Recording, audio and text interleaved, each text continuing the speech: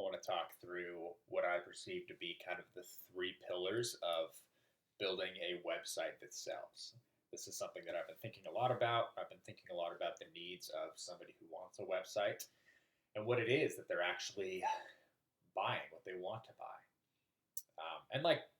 The deepest need of somebody buying a website can vary from person to person depending on their circumstances and where they come from. Somebody wanting a new website. One of the deeper needs people have is wealth. They want to make more money.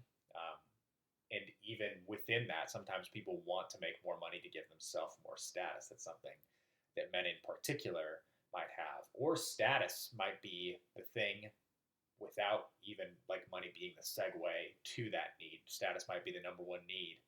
Maybe they come from a place where everybody doubted them. A lot of people that start businesses, at least this is my experience, whenever I tell people I'm starting something, it's not like people roll their eyes or doubt me, but there's this like general like vibe. Like very few people are encouraging about it. Most people are just like, "Oh, good for you." It's just kind of like I don't know. So there's a lot of people.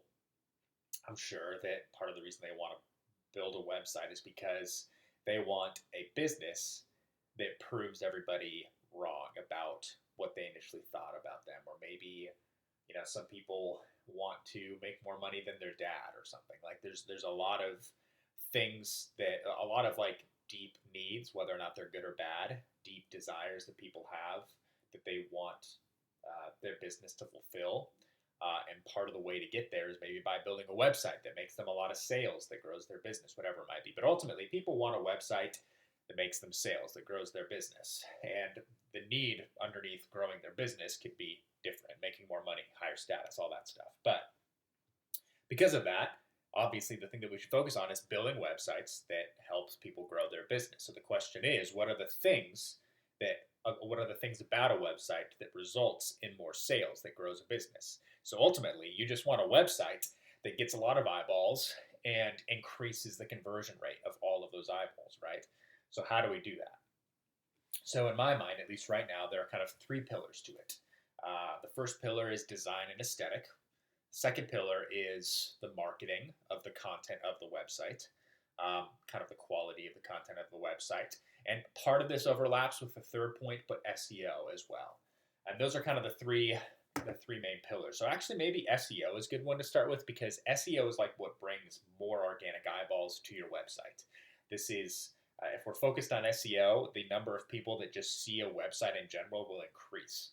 But when people get to their website, we want to give them a really good first impression, and we want the chances of them when they're on that website to increase for them to actually become a lead or actually buy a product. So, focusing on SEO brings in more eyeballs, but then once they get there, we want to hold their attention, and we want to increase the chances they're going to buy something, and that's where the other two pillars kind of come in: design slash aesthetic and the marketing of every single page. So the design and aesthetic is huge because there's a lot of statistics online that show that people oftentimes will disqualify a business or disqualify the idea of doing business with them solely because of the layout of their website or how beautiful their website is.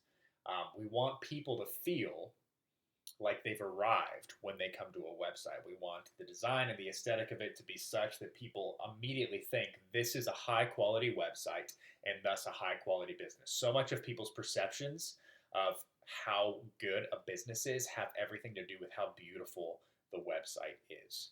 So that's a big part of it. So part of people sticking around and staying on the website once they get there through SEO is the part of the thing that's going to keep them there is how beautiful the website is and how easy it is to use. That's a big part of design and layout and all that stuff. So that's UI, UX and stuff like that.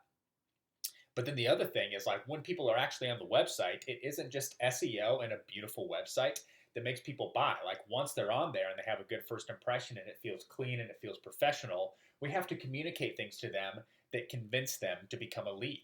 We have to be able to solve problems for people and empathize with people about what those problems are, show them that we have authority to help them with what those problems are, and present to them solutions in a way that makes sense to them and that they trust, right?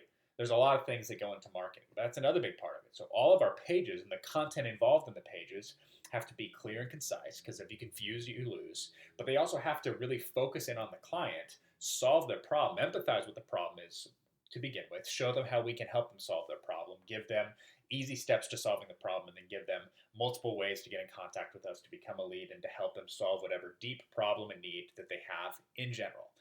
And part of writing that content also, this is part of it that kind of combines with the SEO piece, because one of the first things we need to do when we begin to write content for people is kind of narrow down what keywords we want to focus on in that content so that we can rank high for SEO or rank as high as possible for SEO. But those are kind of the three pillars that all sort of need to work together, right? Those are the three pillars that will help your website actually sell. It will actually help you, sell whatever product or service that you have. And it just makes sense. It makes sense that all three of those things are kind of the foundation needed to build a website that actually builds somebody's business. So this is going to be, I don't know. I'm sure all sorts of people probably have this for their website. I don't know how I'm going to kind of differentiate myself or make my product unique. Part of the way I want to make my product unique is just by specializing and doing it for very specific clients. So even though it might be the exact same three pillars that some other web design company in Nebraska does, if I am a company that only builds websites or specializes in building websites for Midwestern contractors, any Midwestern contractor that comes across my website is going to be like, this is our guy. Even if I quote those three pillars, if I can quote those three pillars and relate it to their specific niche, if they go to some other company that builds websites generally and uses the three pillars, I'm still going to stand out compared to them, even though the three pillars are exactly the same. So that's part of the reason, or part of the strategy that I have for kind of putting myself in a category of one, and kind of trying to become more of a monopoly versus just like a competitor that decreases my prices to be competitive in pricing and have no margins whatsoever and just keep the lights on in my business. I just never want to do that. So, and also maybe these three pillars and the way I'm communicating it is unique. I mean all three of those are very popular big fields, obviously. So, but yeah, and I'm just reading a bunch of things and learning a bunch of things that make me realize that I can actually learn a lot about these things and learn how to do these things or provide these things for my clients in a way that gets them results, right? That's the thing is once I get to the place where I can actually provide results consistently for clients, that's when things really begin to take off, where I can charge $20,000 for a 15-page website. And it is more than justified for the client because, especially if it's a contractor and the average project is 5 to 50 grand. I guess it depends on what kind of project it is. They quickly get their return on investment and more with a website that actually shows results. So, I just wanted to kind of record those three pillars and some thoughts that I had this morning.